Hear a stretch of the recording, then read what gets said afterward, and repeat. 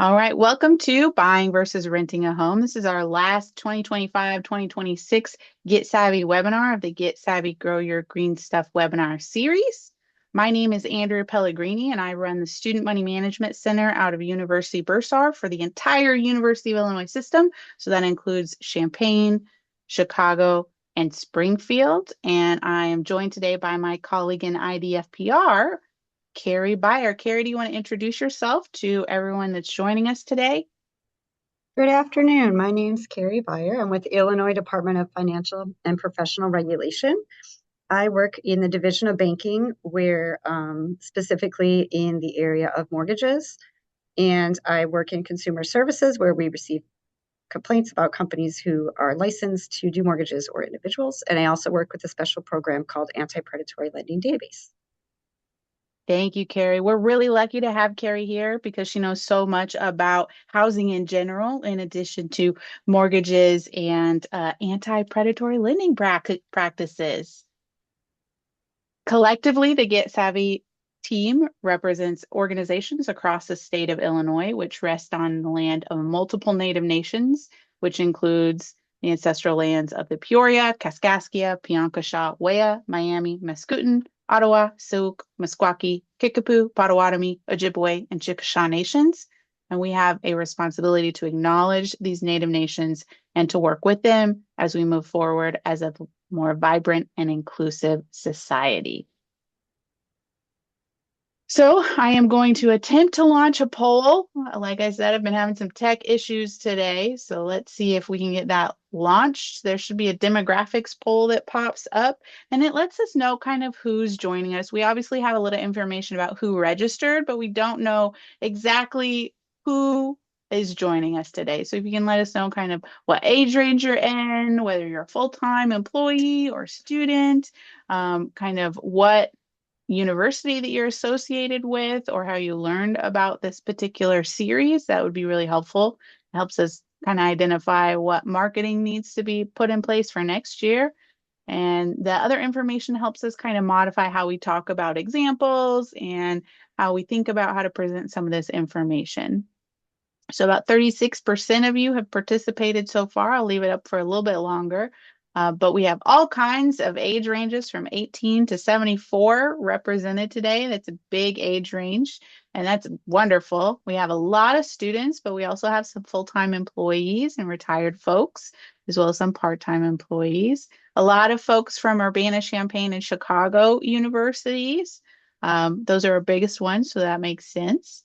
We have a good mix of gender here as well as race. So we're glad that we have a diverse audience to speak to today, and hopefully we will make it a little more interactive. So it's not just a show and tell situation. I'm going to end the poll and I'll just share the results in aggregate real quick so you can see who else is joining us. And I'm going to stop sharing, but if you still see that screen, you can exit out of it, and the next poll that we pop up should pop up for you. That shouldn't be a problem. And just as a reminder, we did turn on the Q&A feature. So if you have a question that you don't want to ask in the chat, but you want to ask it, you can use the Q&A feature and we'll address those questions at the end of today's webinar. All right, so we'd like to go over some of our learning objectives today. So we're going to define some terms related to renting and buying a home. We're also going to talk about credit a little bit and how it helps us or hinders us when accessing housing options. We're also going to talk a little bit about household budgets and how they differ between renting and buying a home. We're also going to discuss a few considerations for whether renting or buying is right for you in your individual situation and what values you have in place as well. And then we're also going to share a few resources for both rental assistance and homeownership assistance to help everyone, just no matter where you are in your homeownership or renting journey. So I have another poll I am going to launch. We want to know if you're a renter or a homeowner without a mortgage or a homeowner with a mortgage, or maybe you're in some other category. Maybe you're in the dorms, maybe you are figuring things out. All right, a lot of renters today, but we have a few homeowners with mortgage and some people have figured things out, maybe in transition. All right. So I have 60% of you that participated. And like I said, we have a lot of stuff to go over. So I'm going to end that poll. I'll share the results real quick so you can see who is joining us or how you compare to your colleagues in the chat. And then I'll stop sharing. Again, if you still see that poll result up, you can exit out of it.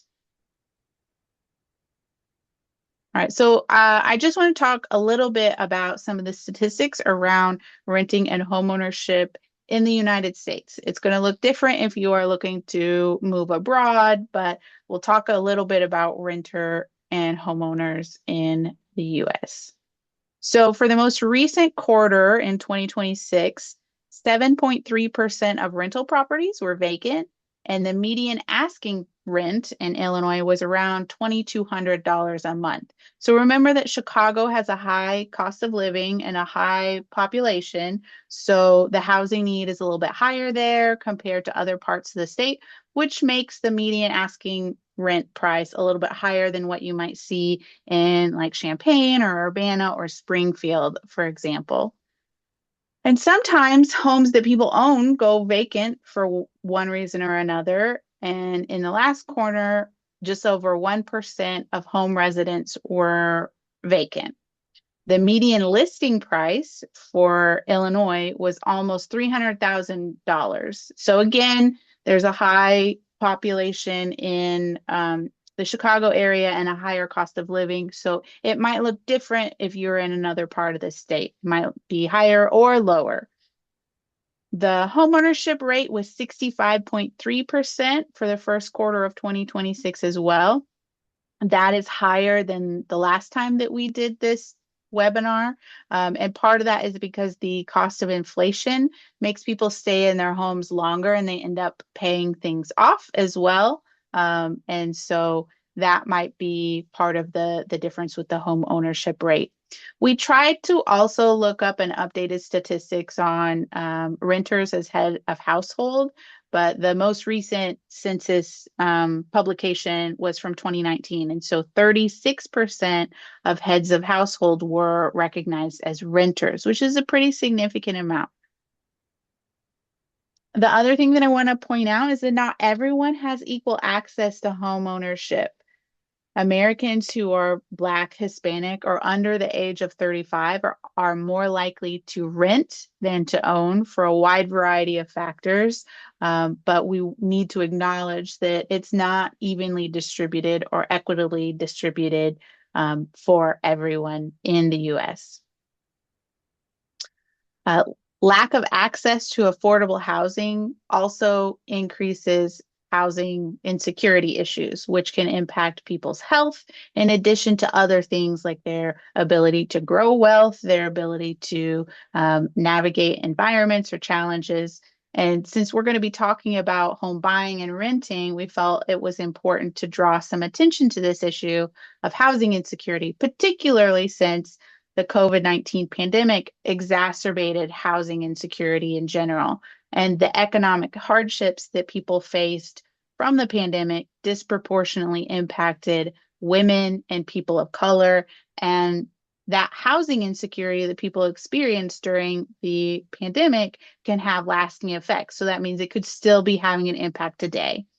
And so, in order to kind of understand housing insecurity, it is defined as an instability or it's measured in different ways. So it could look like homelessness, it could look like couch surfing, it could look like trouble paying rent or mortgage payments or utilities, and can even be measured by eviction rates at a community level. Some communities will measure this as a factor to understand housing insecurity within their communities, but not all communities measure eviction rates. So that's something to just keep in mind. All right, so the real question you probably came here to get answered is, should you rent or should you buy? So depending on if you rent or own your home, your monthly household budget can look a little bit different. Excuse me.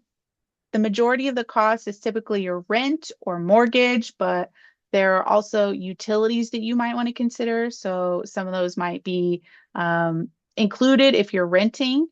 things like water, power, or garbage or recycling, sewage and sanitation. You have to pay those out of pocket as a homeowner. It might be included as your rent or not included as your rent if you're a renter. So if you do have a mortgage, that payment might include a payment towards something called an escrow account that is used to pay your homeowner's insurance and taxes. And if you don't have a mortgage, you still will have to pay for homeowner's insurance and taxes, but you'll have to budget for it throughout the year instead of it being part of your monthly mortgage payment. And you may have homeowners association or HOA dues or condo fees as a homeowner that you might have to consider in your household budget if you decide to be a homeowner, if you are a homeowner. And you'll also need emergency savings, whether you're a renter or a homeowner, though it might need to be much more substantial to cover maintenance costs if you own a home, because it's expensive when things go wrong. And if you want to participate in the chat, is there anything you think we might be missing from these examples in understanding the difference between a renter budget and a homeowner budget? I'm going to take this opportunity while you put in the chat to get a drink. Privacy, maybe security, like if you have to the cost of security. All right, we have a lot to go over, so I'm going to keep going.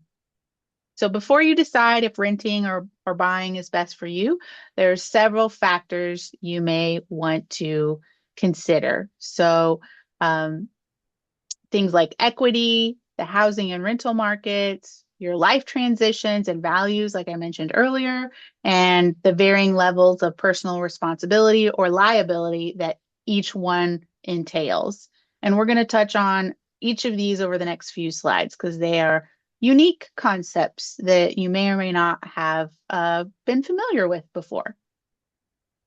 So home equity is when you take the current market value of your home, basically what you could realistically sell it for given your neighborhood's current housing market, then you subtract what you owe on it, and what's left is your home equity. So this home equity is where a lot of people hold their wealth. A lot of Americans hold most of their wealth in home equity, but it's not always the case that you have home equity or a guarantee that if you buy a home, you will obtain home equity, because one thing is that market values fluctuate. So what you buy it for today the value might go down in the future, and you might owe more than what you could sell it for.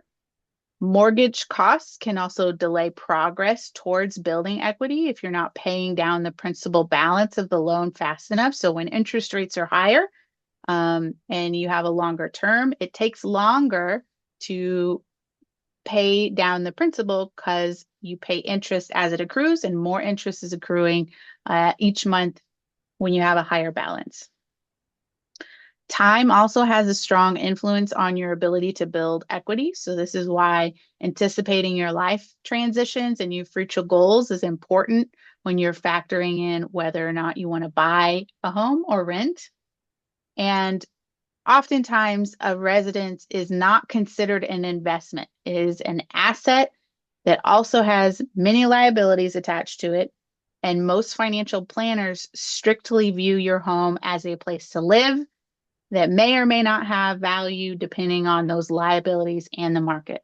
There are some rules of thumb that say buying a house is an investment.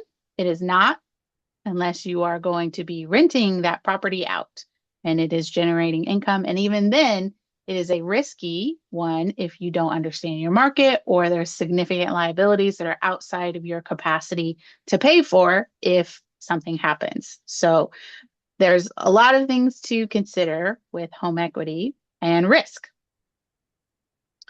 There was a article in the Atlantic in 2021 that noted there was a severe shortage of single family houses, and that increased prices in 2021, 2022.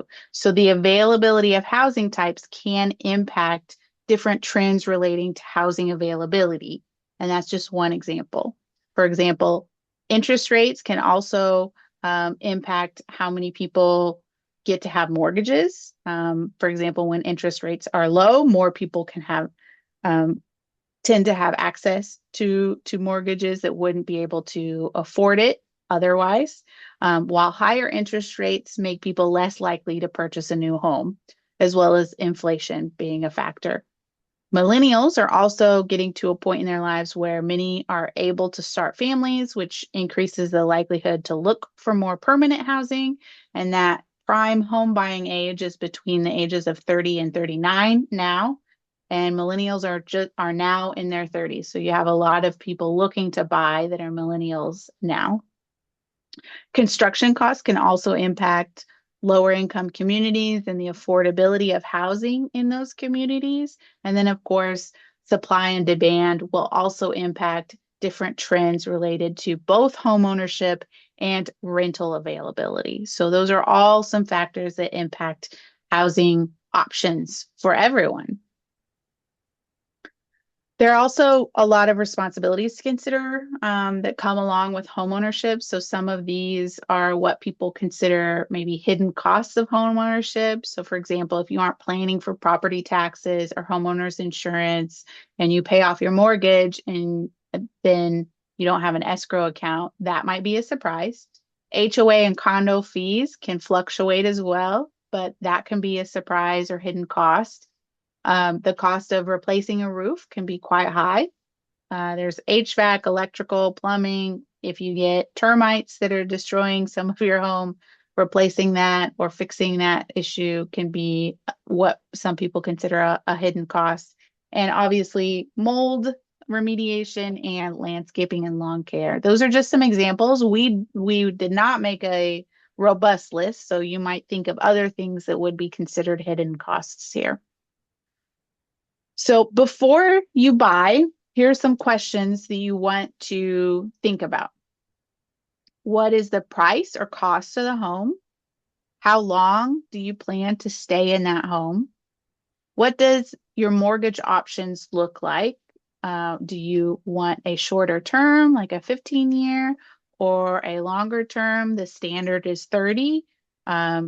There's also adjustable rate mortgages that might be better for your situation based on what you're willing to risk for market fluctuations when it comes to paying interest. You might want to also think about what does your future look like. If you aren't sure about how things are going to play out in the future, you might want to delay it, or you might want to think about buying a less expensive home to accommodate some of the potential future transitions that you think might be something that you come up against. You also want to ask, what are the costs of maintenance and other fees related to that housing? Because they can be different. And then what are your additional rental costs if you are looking to rent as well, or rent out that particular home and using it as a income generation tool. And now I'm going to hand it over to Carrie to talk about the basics of renting a home. Thank you, Andrea. So we'll start with talking about renting in depth for a little bit before we turn it over to buying a home. So for renting, we're going to cover credit checks. We're also going to cover setting a budget, how much rent can you afford, kind of planning and setting the stage for the cost of your rental unit. Looking for places to rent, what sorts of ways you have looked to find, different units that are up for rent. Reviewing your lease before you sign it, very, very important. And we'll touch on that. And also preparing to move in. So for credit reports and renting, credit worthiness can impact your ability to rent or sign a lease. So you do want to, be aware that a credit check will happen when you go to rent a property. Also, there could be more general, background checks that might also include a credit check. So one website that you should go to is annualcreditreport.com, where you can get a free copy of your own credit report from Equifax, Experian, and TransUnion, and you can see all of the entries that are on there so that you know what is going to be visible on your credit reports if potential landlord was to run your credit. You do not get the score, just the information that's on the report. One thing that you can do kind of ahead of time before you are even starting the process of looking at rental units or, applying for a rental unit might be to correct any errors that you see on your credit report and make sure that all your data is accurate so that you have your best foot forward.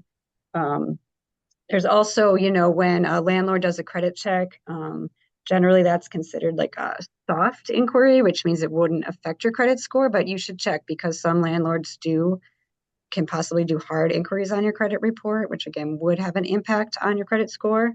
So that's just something that you want to be aware of and something you can ask about when you're considering applying for credit for a landlord. And we just want to take a little bit to talk about some legislations for renters.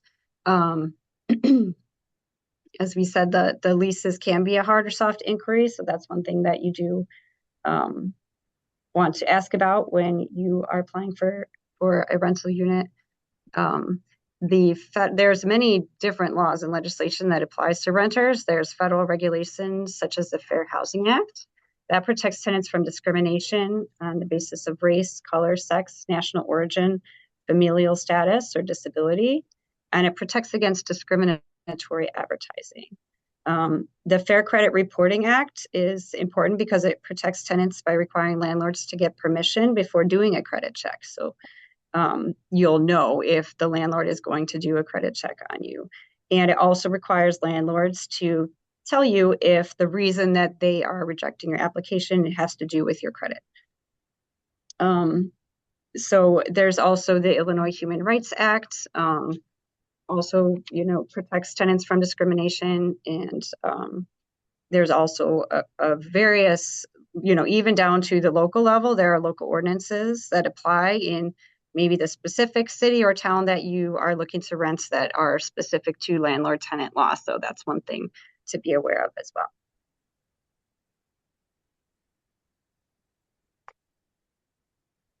You can learn more about credit we have lots of content on the Student Money Management Center website, but we did a webinar called Mastering the Consumer Credit Game, which is on our YouTube channel.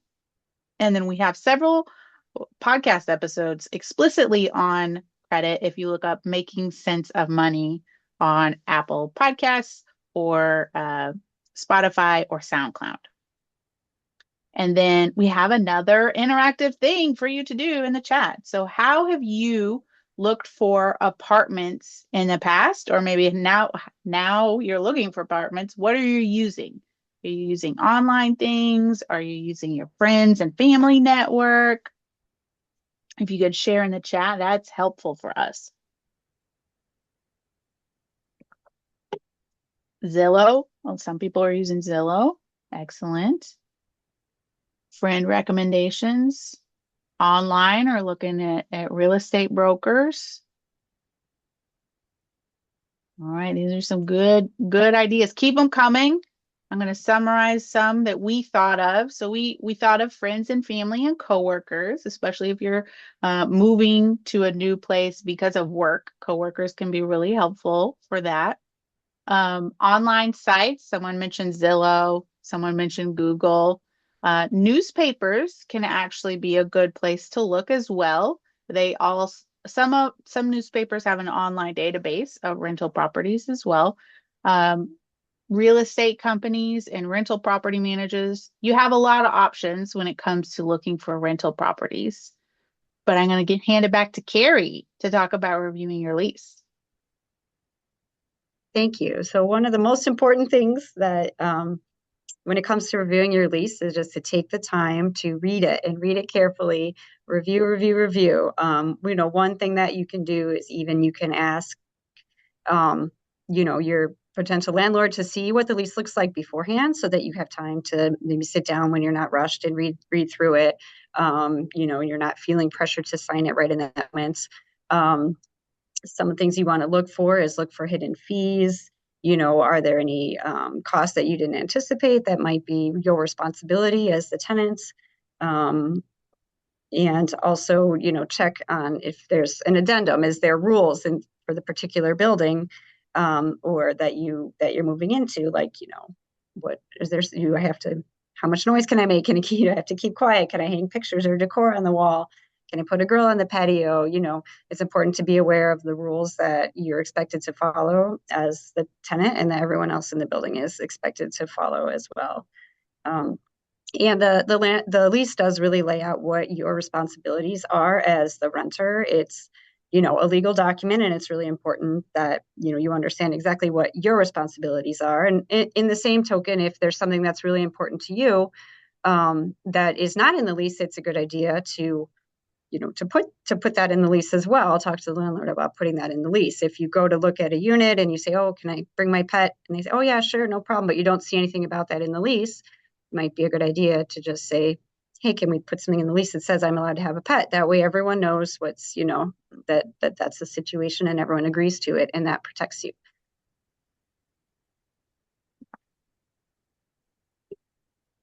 So next, we're going to talk a little bit about preparing to move in. And these are kind of some items that, something that you could budget for in advance, or, if you start early, you can, shop around and price out. So you kind of know as you're getting ready to move what to expect. So renter's insurance is a good idea. Renter's insurance would protect, your personal belongings, the things that you bring into the rental unit. Truck rental and movers. It's always a good idea to figure out how you'll move your things, what kind of help you might need, and also or any, direction that the landlord might give you. Can you park your truck on the streets when you're moving your items in? Is there a loading dock? Just understanding what is the expectation of how you're going to maneuver your truck and move your items in and out of the unit. Putting utilities in your name is very important if you want to be able to use, everything when you move in.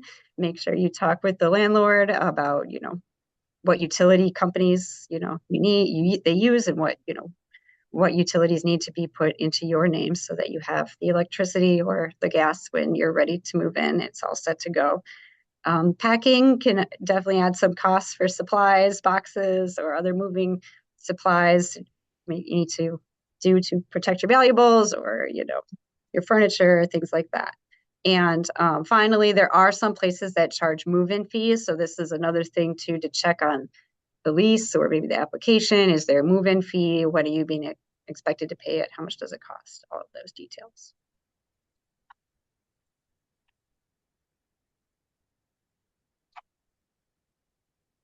So Andrea and I have a very lovely in-depth conversation about renting and leasing and reading your lease before you sign it and all sorts of different tips.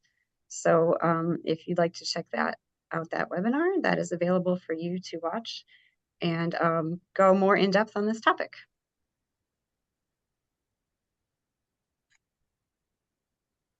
So now we'll turn it over to the basics of buying a home.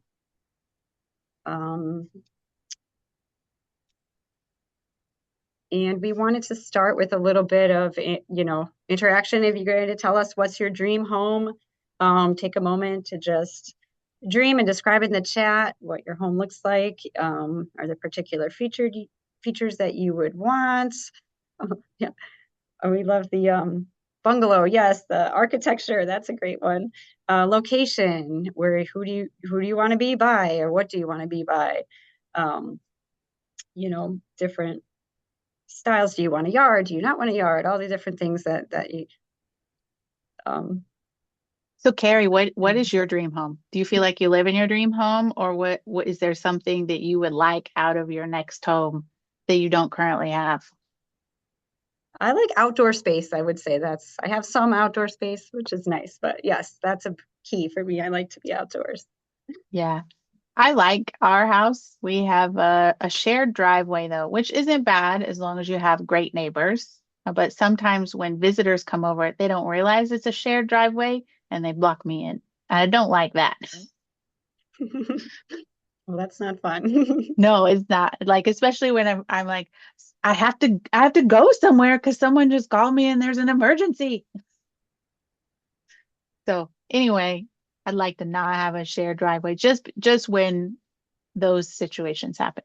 Some people are in the chat saying they want one close to campus, a small home with a large yard. A lot of people like the outdoors. A suburban home with a basketball court. That sounds nice. I'm making the most of the yard that I have. Um, so I appreciate what I've done with our yard. It hasn't always looked great though, because it can be expensive to do landscaping. All right, I will give you back the show, Carrie. Well, thanks everyone for participating. It's great to hear what everyone's interested in, and yeah, all these different things, your dreams and your trade-offs too with the shared driveways and whatnot. All part of the process, right? So we're going to talk a little bit about the steps to home ownership. These are very simplified steps. It's really intended to be kind of an outline for you here, but here's um, 7 steps that we'll talk through over the next few slides, just to kind of get an overview of, the steps to take if you're considering becoming a homeowner. So first of all, preparing to purchase, track and analyze current expenses. You'd want to start tracking your expenses and analyzing the ones that you've already tracked to get a good idea of your lifestyle's budget. It's be good again to check your credit reports and work on improving your credit worthiness if that's not something that you've had look at before. And saving for down payment and other closing costs is something that you can really never do too soon. So if it's even an idea in your mind that you're thinking maybe some point you want to start considering homeownership, it's a good idea to start saving and as well as taking these other steps.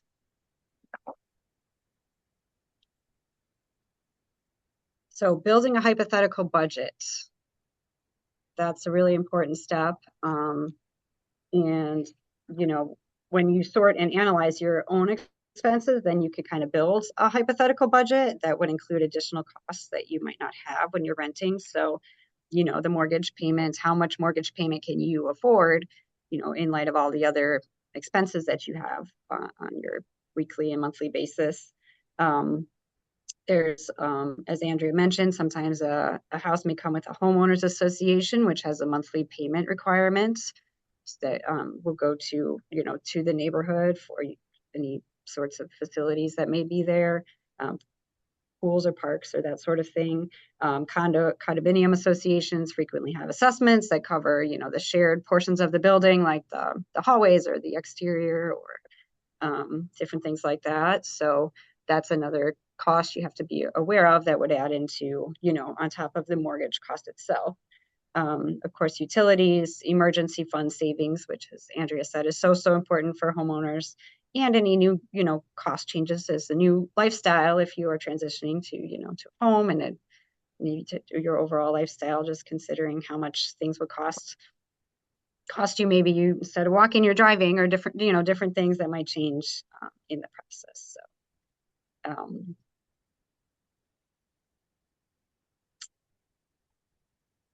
So we could take a minute to talk about down payments. Down payment is the amount of money you need to qualify for a loan. Generally, the bigger your down payment, the more choices you have for the type of loan that you can get.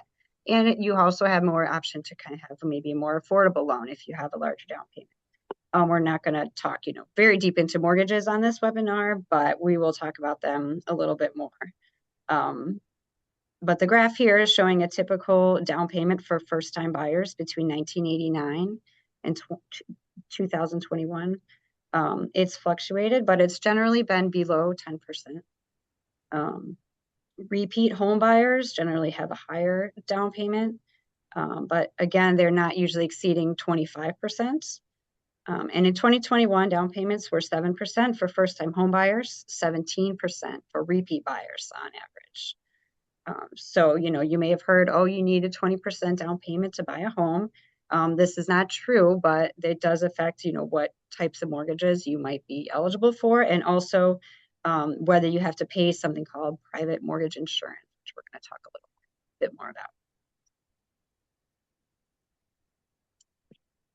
So private mortgage insurance is something that you might have to pay if you're not putting down at least 20% of the price of the home as a down payment when you buy the home. What it is it's insurance that you may pay an upfront fee for, as well as a monthly fee for this insurance. And ultimately what the insurance does is it protects the lender if you're unable to make the payments on your mortgage. It doesn't, protect you as the homeowner necessarily, but it protects the lender if you're not able to make your payments.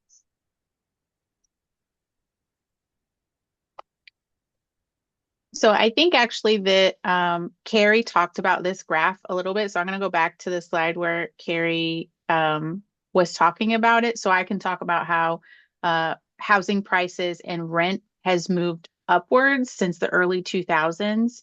And even recently with the pandemic era, there was a little bit of a dip in housing prices, and then they shot up even more. And so that is just something that we want to note as a trend. In the last 25 years, rent and housing prices in general have gone up. And particularly since like 2020, they have gone up quite a bit for housing costs in general. But when you are thinking about that 20% down payment, most people can't make a 20% down payment of the cost of a house. So don't feel bad if you can, because it's not something that's easy to do. So I am going to talk about a down payment example. So if you were going to do a $300,000 home, if you're going to buy a $300,000 home, which is the median listing price of homes in Illinois, 6% down payment would be $18,000. A 13% down payment would be $39,000, and a 20% down payment would be $60,000. So the median amount of a down payment that people had in 2025, I believe, was $40,000 in the state of Illinois. So most people in the state of Illinois can't afford a 20% down payment with the median listing prices what they are today. So again, don't feel bad, but just keep in mind that you're going to have to pay private mortgage insurance until you at least reach the 20% threshold of paying off the value of your home. And you can have reassessments done if like the housing prices or values in your neighborhood go up, or if you do some improvements to your home that increases the value, you can have a new assessment done and potentially have private mortgage insurance taken off sooner by having a new valuation of your home done. But that doesn't work all the time. So that's just another option to consider. You can also start looking at homes at any time, but if you wait until you have pre-approvals from lenders, you'll have a little more leverage when you go to make an offer. So a lot of homes during the pandemic were selling really fast. So we were saying that if someone puts on an offer back then with a pre-approval and someone else doesn't have a pre-approval, the sellers might just go with the person that has a pre-approval. So pre-approvals give you a little bit more leverage. And there's a whole lot of different types of loans, but you'll want to pay close attention to the term or the length of time that you have the loan and the interest rate. Terms are typically like a traditional 30-year mortgage is how long most mortgages tend to be. You might want to do a shorter loan, a shorter term, because you'll pay a lot less interest in that case. You also want to know if the rate is fixed for the life of the loan or is it variable. And sometimes variable rate loans are also called adjustable rate mortgages or ARMs. You might hear some folks talk about it that way. You also want to know the difference between a lender and a servicer. So the lender is who originates the loan, And not all lenders service their own loans. A lot of them sell to another company in order for that company to service the loan. The servicer is who you talk to when the loan is in repayment about any issues you might have with repaying your loan. So if you have a longer term, you might have your loan sold multiple times to different servicers throughout the entire time that you own the loan.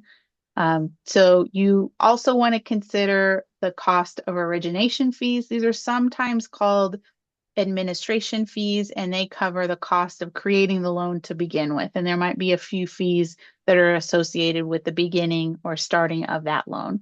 And so you want to read all of your paperwork for the mortgage that you are either pre-approved for or that you end up with at the end, so that you understand all these terms, which sometimes can be challenging. So you can hire like a lawyer to explain it to you. I do want to talk a little bit about amortization just because of how it impacts the total cost of a loan.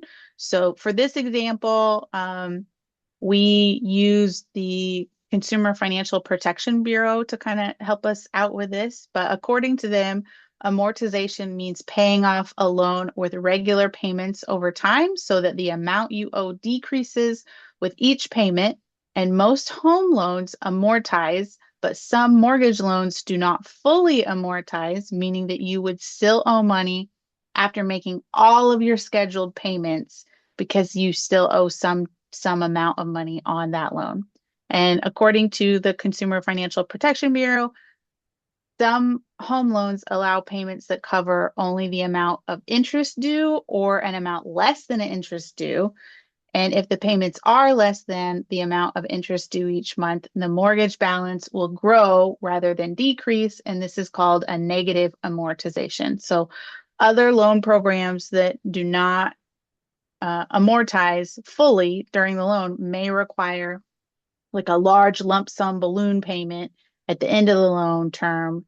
And you want to make sure that you are prepared for that and know what type of loan that you're getting so you can avoid a surprise balloon payment at the end of your term. But this amortization example where I have this graph on the screen, we have the assumptions are that it's a $250,000 home. The APR is 4.125, so this is an older example. Current rates carry their like 6.1%. Do you remember what they were? Up in the sixes, maybe between 6.5, maybe. Okay. So it would be even more. And in this example, we had a 6% down payment. And so at year 19, we still owed $120,000. We had already paid $114,000 towards this loan, including $145,000 worth of interest.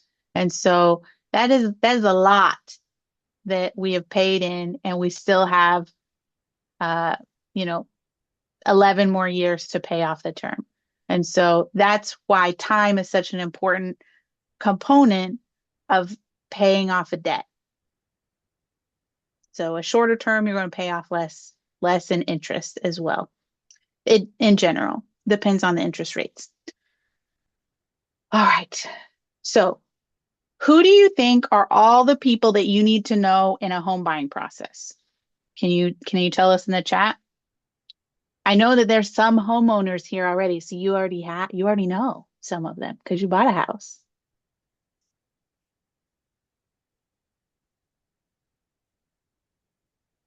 I don't know. Do we have shy people today? Maybe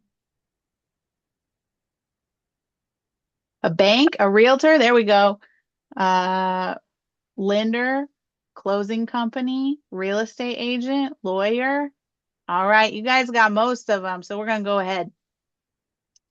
So there's a lot of people that you want to know. Obviously, lenders, real estate brokers, agents, or realtors, home inspectors, estate lawyers, insurance agents, appraisers.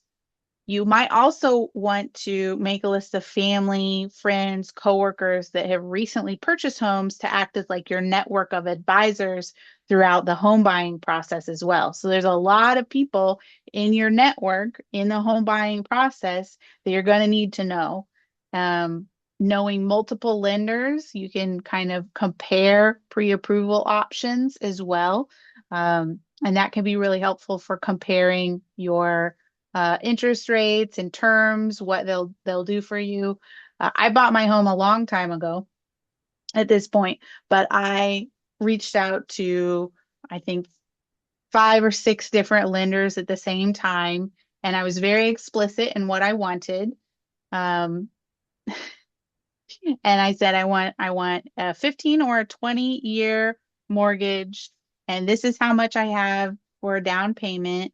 And I gave them all my information about my income and different liabilities. Um, and there were still people that came back and only provided me a 30-year mortgage. And I said, well, I'm not going to go with that lender because I was very explicit in my request. And so that's one way of kind of weeding out the lenders that you don't want to work with if they don't want to follow your initial requests. And then I'm going to hand it back over to Carrie to talk about real estate agents. Wow, what an experience. It's good that you knew right away who wasn't going to be listening to what you wanted and who was, right? Yes, I was like, okay, well, you're clearly off the list. That's a great point. And that's really important when interacting with any, professional in this process, is to make sure that they understand what you're looking for and what you want, and that you understand how the relationship is going to go. So that, kind of leads us right into real estate agents. And there was a new law in Illinois starting in 2025 that requires a written contract between a real estate agent and a buyer or a seller. So it didn't matter if you were looking to buy a house and you wanted an agent to help you, or if you were selling a house. Either way, would the law requires a written contract so that you can understand, what the cost might be, how you pay the cost, and it basically lays out what is the relationship between the agent and yourself as a prospective buyer. So some things to know is that your contract with a real estate agent could be exclusive or non-exclusive. So exclusive would mean that you're agreeing to work with only that agent and no other agents, maybe for a certain period of time. But that is not the only option. You can also have a non-exclusive contract with a real estate agent that says maybe they'll agree to show you certain properties, a list, or specific things that you want to see, but they don't have to be your agent for all purposes of buying a house. It can be very specific and limited to particular properties that you want to look at or something like that. The contract would also have to state how much their compensation is and when it would be due. So that's important to help you understand, what is the expectation when it comes to payments, and when would the payment be expected to be made. So that's one thing, is to make sure you shop around and talk to lots of different people, find out what their fees are, ask for their contract ahead of time, maybe before going out to see a property, so that you kind of know what to expect. And again, you're not feeling pressure to sign something right in the moment as you're about to look at a property you're interested in purchasing.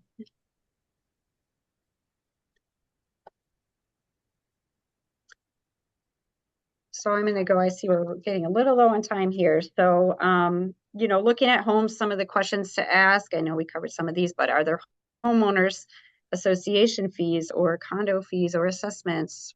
How much, and you want to ask this about any particular property that you're looking at. What are the average utilities? How much are the taxes? Is it in a flood zone? So this can get, a lot of questions that you want to ask, and important answers that as you compare, individual properties that you might be interested in buying.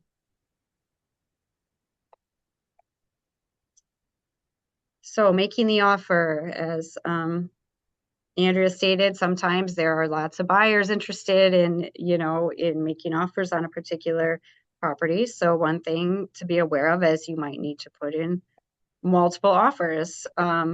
There might be something that, there are a lot of other buyers looking at a piece of property, and, you may not get the chance to get that property. So keep looking and don't give up. But higher down payment could give you more leverage, as I think Andrea mentioned before.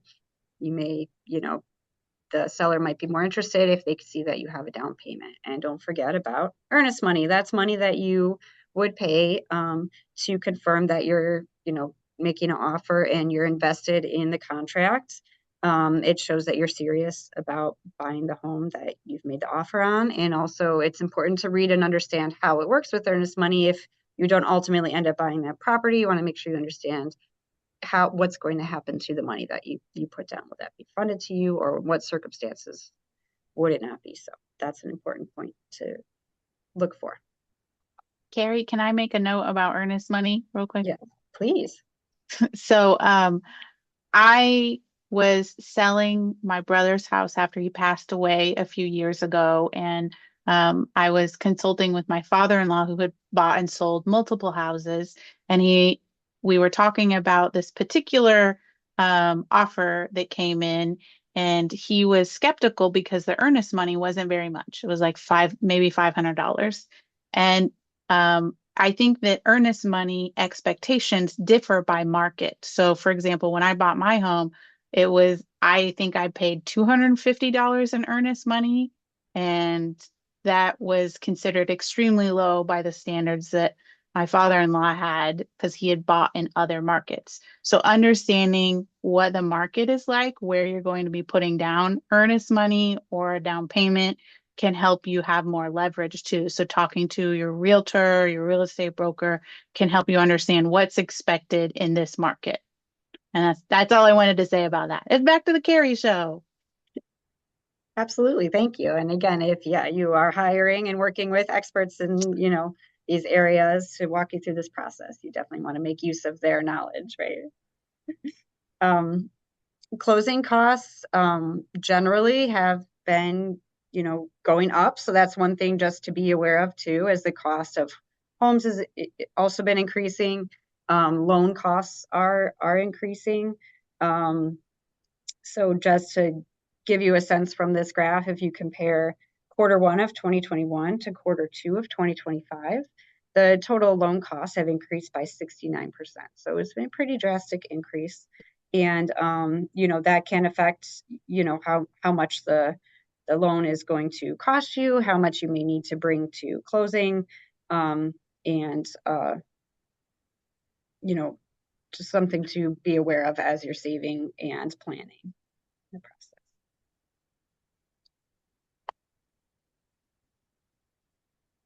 So preparing to close. One thing you want to do is shop around for insurance, homeowners insurance, and making sure that you understand, what sort of insurance you're being offered and how much coverage is there. What do you have to pay in the event that, something happens? There is a podcast on insurance, Tackling Insurance mini-series. I believe that Andrea will share out that information. If you'd like to learn more about homeowners insurance, you can check that podcast and go take more in-depth discussion about homeowners insurance. You might also want to consider hiring a lawyer to advise you throughout the process.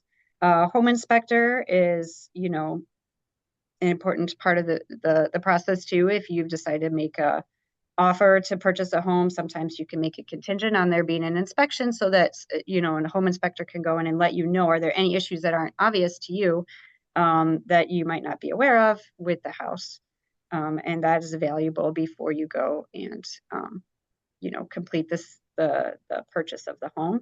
And finally, the appraisal, which is often required by the lender to, the appraisal is the assessment of the value of something. So it's the value of the property. Appraisers assess the value of the property, and that helps, home buyers and also lenders to understand what the property is worth. And I believe there's also a Making Sense of Money podcast on appraisal bias that you shared out as well. So as Andrea stated, you have a mortgage servicer, which is the one that you interact with and make payments to after you take out your mortgage. And sometimes, especially at the beginning, if you've just taken out a mortgage, you might find out that this, the servicer can transfer from one company to another company. So you just want to be aware of that. You would receive, a notice if your servicer that you're making your mortgage payments to is going to change over to a different company. You would receive a notice about that. So that's one thing to be aware of. But this is just an example here of a periodic mortgage statement that you would receive either by mail or electronically to let you know what your payment is. So you could see here the outstanding principal, that's the balance that's left on the loan. The maturity date is the day that the final payment is due. The interest rate has also appears on the statement. Now, as Andrea was explaining, if you have a fixed interest rate, that will never change. So every statement that you receive will have the same, 4.75%. Whereas if you have an adjustable interest rate, it could change throughout your the term of your loan, depending on how often it's set to change. That will be reflected on your statements if there's a change. Then it also will show you the current payment due that goes to your principal or to pay off your balance, how much of it goes to interest, and then how much of it goes to taxes and insurance. One thing to be aware of too is even if you have a fixed payment, when you add together your principal and your interest, that cost will always be the same if you have a fixed rate mortgage, but your escrow can increase. Sometimes property taxes go up, the cost of insurance goes up, and that escrow portion that you pay can go up with that as well, can be increased. So that's just something to be aware of. In the future, be ready for the possibility that the payment could adjust up occasionally based on taxes and insurance costs.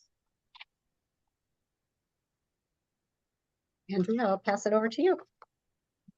Thank you so much, Carrie. So I'm going to go through a few renter and homeowner resources. I know we are close to the hour, so if you need to hop off, that's fine. We're still recording and we still will stay on to answer some questions if you have them. So HUD.gov has lots of rental assistance tools that you can use. You can find an apartment, you can look for public housing or local renting information. You can list a rental property and you can look up tenant rights at the federal level. You may have tenant rights at your community level. You might look for a tenant union in your area. The University of Illinois at Urbana-Champaign has a tenant union or some services to help students who are tenants, but there's also a tenant union for Champaign and a tenant union for Urbana in case you are in one of those areas. There's also some homeownership assistance options. So there's down payment assistance that exists. There are special loan options like first-time home owner, or what does the FHA stand for, Carrie? First time. Federal Housing Administration. It is a loan that is has lower down payment requirements, especially for first-time home buyers, can be a very valuable type of loan. Thank you, Carrie. And that's why Carrie is the subject matter expert, because I completely forgot what FHA stood for. Anyway, there are also special programs like Habitat for Humanity. I actually grew up in a Habitat for Humanity household. So my mom, in the community that we lived in, she volunteered for, I don't know, like several hundred hours. It was a few years it took. And she was able to get a low cost home for us to live in. And so she became a homeowner because of Habitat for Humanity. And every one of the Habitat for Humanity locations has different criteria because markets are different. So this impacts special programs, it impacts cost of housing, it impacts availability of housing. So where you choose to live makes a big difference in what your options are for housing, whether you're renting or homeowning. All right. So another big thing is to watch for scams. So when it comes to rental properties, some red flags is when you research the rental company, you can't find a lot about them. If you aren't able to view the property before signing, that is a big red flag. And there's also an issue of payments going to the wrong person because of phishing interventions or scam interventions when you're trying to wire money for rental property, for example. And when you are purchasing a home, you don't want to share any personal information over email. You want to be very careful about that. But there's a lot of emails that go back and forth. So that's where a lot of scams tend to happen, is via email. You also want to know who your lender is, who your servicer is, and if there's any changes, because that's when during those transitions, it can be easy to send a payment to the wrong person or wrong entity, and then you get scammed out of a house payment. Um, and you also want to record all your interactions and dates just in case something happens, whether it's with the servicer not being forthright in dealing with you, or there's some type of scam that happens. So there's a lot of opportunities for big money to go missing during these big purchases or when you're trying to secure a rental property. All right. So to summarize, it's really important to self-assess to determine if renting or buying is best for you right now. You also want to understand how credit can impact your access to housing options, whether it's leases or mortgages. And then the steps for renting and buying do differ, but there are a few similarities. You want to have an emergency fund in both cases, for example, and there might be upfront costs that are outside of what you had planned for. So doing some research can help you in both cases. And there are plenty of resources available to help. And hopefully those will be helpful for you in your next transition. Our Get Savvy post-webinar survey, if you fill that out, helps give us information about how to plan next year's webinars and what to keep in mind about how to improve our webinar experience. You can watch previous webinars on YouTube. And I want to thank all of the webinar series collaborators. And we will open the floor for questions. I think we're getting questions. I think I made Emmy in charge of asking us the questions. And don't feel obligated to stay on if you need to leave. It's okay. And we will make the recording available once it is captioned appropriately and on YouTube. Amy, what's the first question we should address? Yeah, we've got excellent questions both in the chat box and in the Q&A. The first one is, I believe, from Nicholas, who asks if they were to purchase a property, such as a studio apartment, could that affect financial aid? And then there's some more context in the chat with some more information. I think I need more information. Fair enough. So as far as Nicholas knows, Nicholas is a student at UIC who currently receives and relies on government financial aid. So as far as they know, it is permissible since it is not considered an asset. Furthermore, if they were to live in the property themselves, they could make a down payment of between 3 and 5%. However, they would like to know whether being a property owner is permitted under FAFSA guidelines.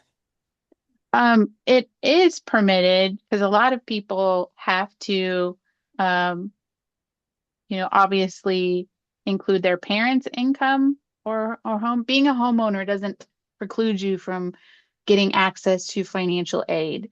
Um, However, you might have an increase in income if you have any down payment assistance for that. Um, but that might be something that you ask financial aid office because there are changes coming to financial aid for next year that I might not be aware of. But typically, being a homeowner doesn't preclude you from getting access to financial aid funds. Um, and it also depends on if those are all federal funds. Like, for example, the limits for uh, student loans are changing depending on what type of student you are. So, for example, independent students have a different aggregate loan limit than dependent students, and people in professional and master degree kind of programs have different loan limits than they previously did. So they would be having to look at outside lending options anyway to cover education costs. That was a lot of talking around the subject, but hopefully it helps give you a better idea of what types of questions to ask financial aid. Yeah, no, that's super helpful. Thank you. And there's another question from Sam in the chat of is renting or buying cheaper long term with the average change in housing and rental prices? I think it depends on how you are considering the word cheaper. It's hard to plan long term for life transitions and what your needs are. And the market fluctuates so much, and you don't know what type of risks are involved with a particular property. So, for example, some people choose to maintain a lower cost rental property over buying a home because they don't want the liability. They don't want the responsibility of like, um, doing landscaping or paying for if like a water main breaks in their house, or there's a lot of liabilities to homeownership. And Carrie might have a different perspective than I do on what to consider when it comes to one or the other being cheaper. Carrie, what do you think? No, I agree with you, Andrea. And I do think it kind of just depends on so many factors. Yeah, how long are you going to be in that place, the place that you're renting or buying, or, like you said, there could be unexpected costs that come with buying and maintaining a home, even if maybe your monthly payment is less, so it's really hard to compare the overall cost. It just depends on what your situation. And some people have very different values, and it doesn't boil down solely to the fiscal costs, because there's a mental cost sometimes when your um, sewer line breaks.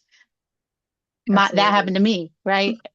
So there's a mental capacity of how much you can handle sometimes, and that varies throughout your life as well. There's also a question that's come up in the chat of if you're a current renter with a lease that ends on, say, the 1st of August, as an example, but you're looking to buy a home, how do you navigate the closing date on the home with your lease timing? So can you typically break a lease to buy a home? Are there any protections for people making this transition so they aren't stuck paying rent and a mortgage for months? This might be more of a Carrie question. Well, that's a tough one. I mean, balancing out the timing of it is definitely a complicated factor. Typically, probably you can't break a lease to buy a home, but that is something that you could negotiate, I suppose, if you knew you were, getting close to considering buying a home. You could ask, your landlord if they'd be willing to do a month-to-month lease or something where you could give them a 30 or 60-day notice that you're going to move out.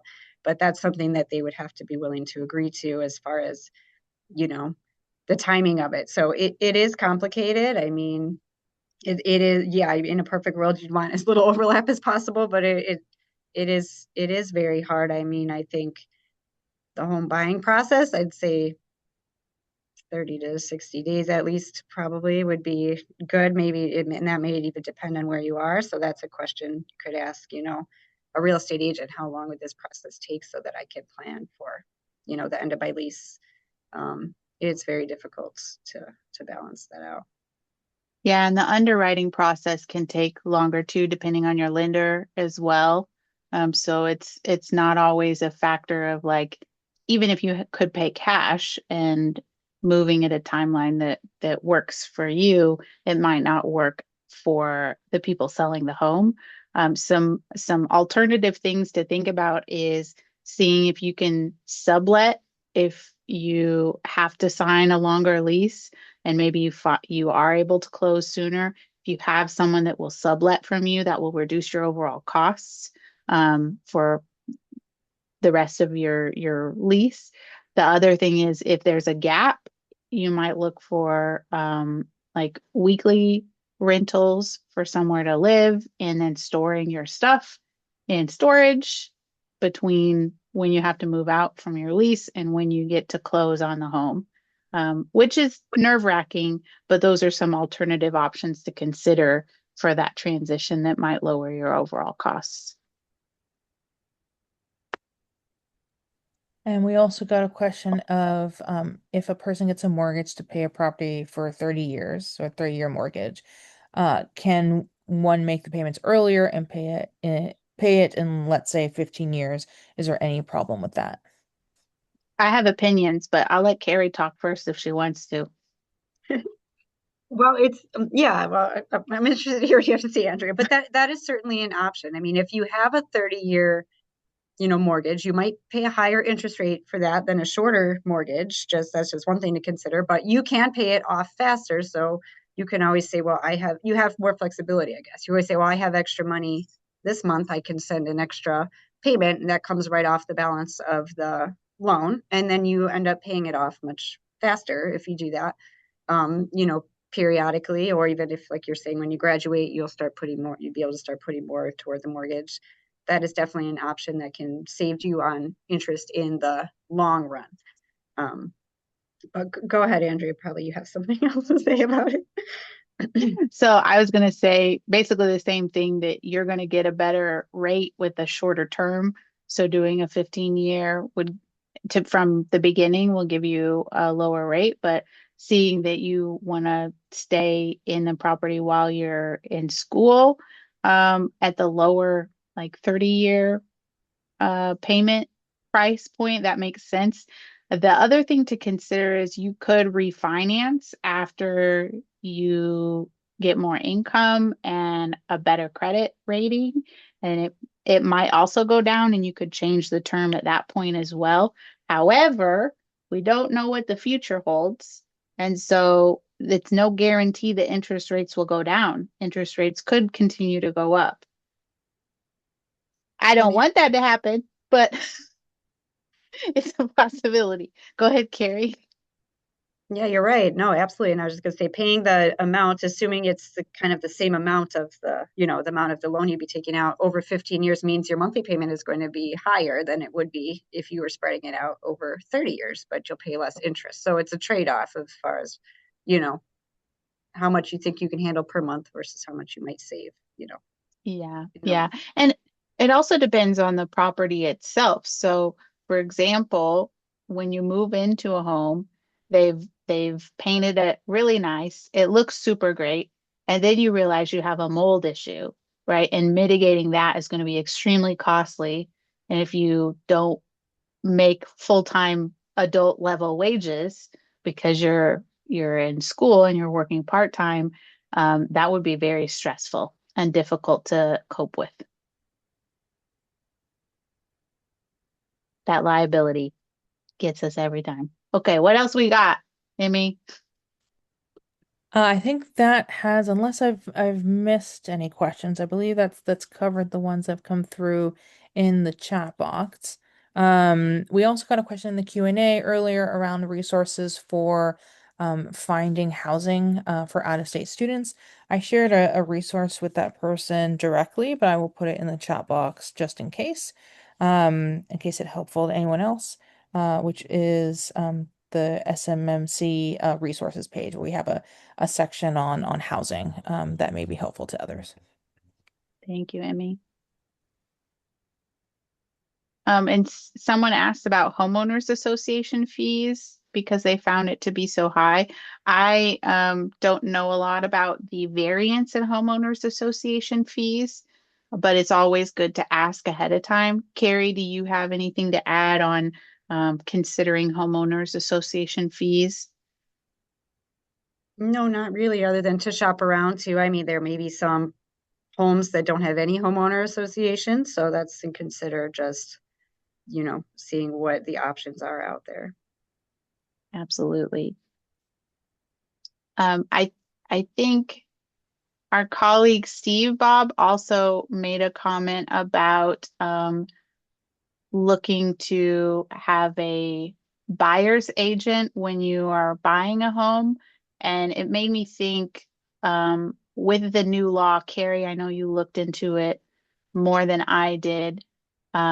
Is that still the case with how the disclosures have to be spelled out when it comes to the new real estate law in Illinois for the contract? I forgot what the contract is supposed to be called. Yeah, that's definitely one thing to keep in mind, and to ask a lot of questions about how, if you are considering using an agent as a buyer that would take you to different properties, is understanding how you would pay that person. Is it something that, could come out of the commission that the seller is paying, or something that the seller could pay the cost of, or is that something that you would have to bear the cost of yourself. It's, something that the contract doesn't have any particular requirements. It just has to be explained so that you understand, what that is. So that's another area where you want to ask a lot of questions about, who would be responsible for paying a buyer's real estate agent fee. Would you be expected to pay out of pocket? And, shopping around with a few different agents before choosing one that you want to work with. So, one thing from a logistics standpoint, I did look at a house earlier this year once that law was in place. And the contract that I was required to sign in order to look at the house did have what the compensation was for the agent if I was to make a purchase and how long the contract would be in place. And so every contract I think is going to be different, and it's still early in that law being in place to see how it impacts the culture of how you interact with different real estate agents during the home buying process. So this might change over time how you think about a buyer's agent versus a seller's agent, especially with how the disclosures are now working.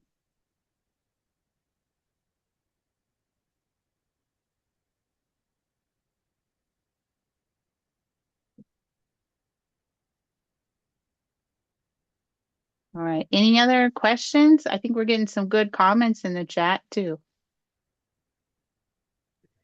Yeah, we're getting some excellent comments. So, Steve Bob says that the cost of fees is one thing, but you also want to understand the association's rules for repairs.